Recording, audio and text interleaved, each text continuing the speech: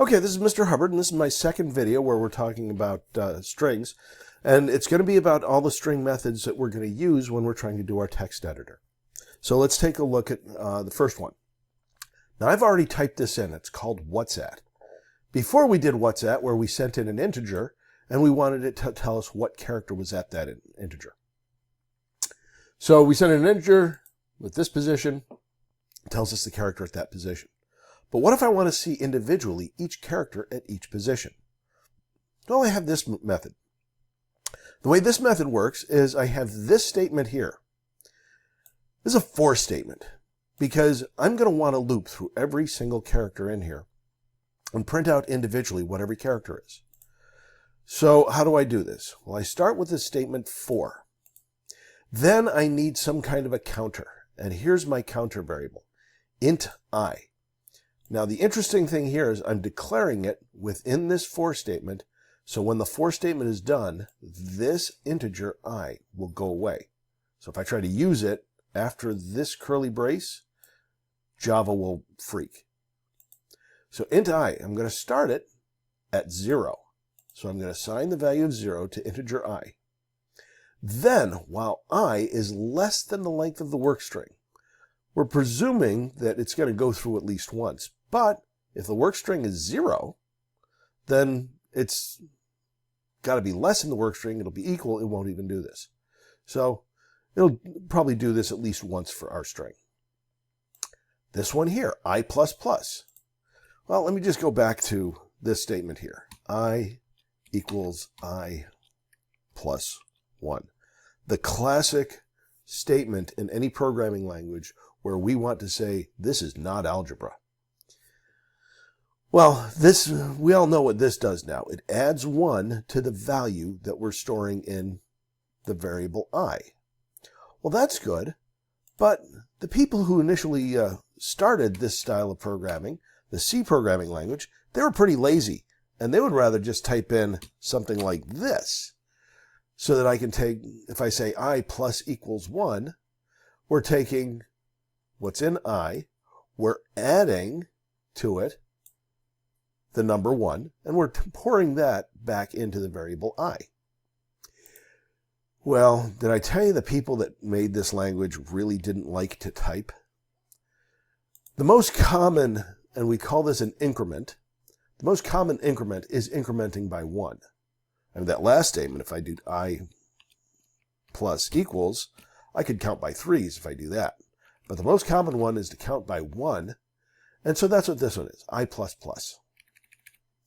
So here's what we're going to do. I is less than the work string length, I++. So every time we're going to go through, it's going to add 1 to I. First time through, I is 0. Second time, I is 1. Third time, I is 2. It's going to do this for the length of this work string.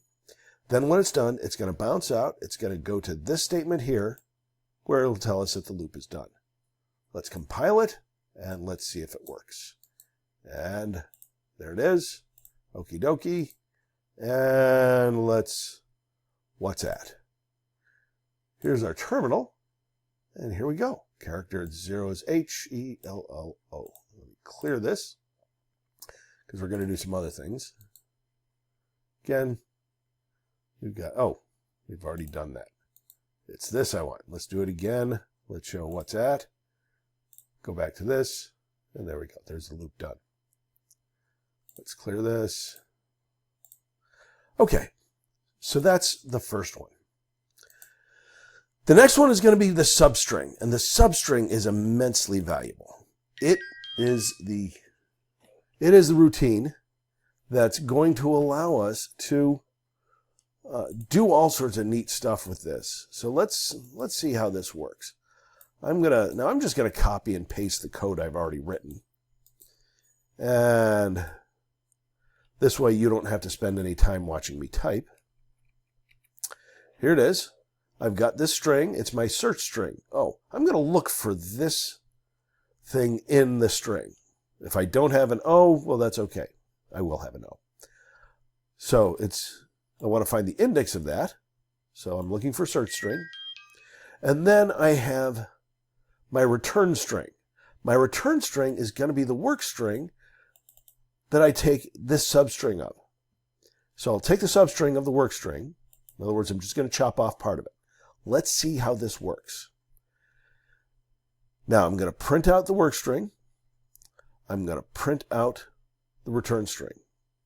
And right now I'm going to comment out this particular bit of code so it doesn't run, so we don't get confused by what's coming out next. So we'll do this, there, and now let's compile it, and we'll run it. That one, we know we've got an O in there. Show the substring. This is the original string, and when I did the substring, it started at this position and went to the end. Or, I'm sorry, it started at this position, went to the end. O world, O world. So that's telling us that we have, the,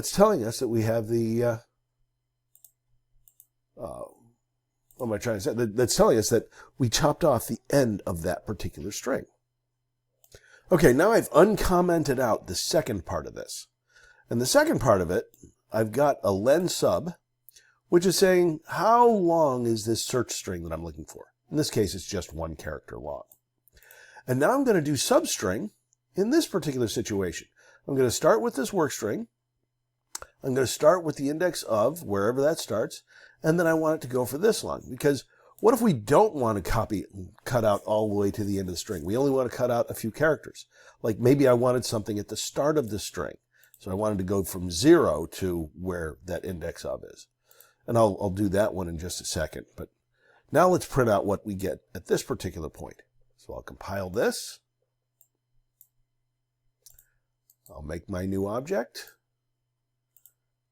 And then I will show the substring. Look at my terminal. It says hello world. That's the original. O is the only other thing that we're printing there. So let me do this one more time. And I'm just going to rewrite this one. I want to start from 0. 0. And I want to go to where that index of was. So that's where I'm going to go to. Just doing a little change there. Compile. And we'll make the new object. And so show the substring. This time it's showing just the start of the string, and it's stopping just before it gets to the O. So the way I did it in the first one and the way I did in this last one effectively chops this up into 2 different strings. Remember that concept. Looking for a specific spot, and then I can chop it up into 2 strings. That may be important when we're doing our text editor. Okay, this is another video that's gone on a couple minutes longer than I wanted. So we're going to stop here. The next video is going to be introducing the editor project. And it's kind of cool. I'm going to show you all the wrapper stuff around it, and then I'll give you your marching orders as to what we have to finish.